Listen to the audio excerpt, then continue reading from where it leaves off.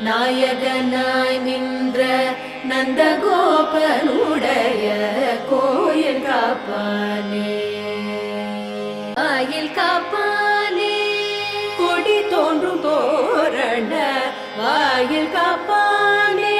மணிக்கதவம் தாழ்த்திரவாயால் முன்னம் முன்னம்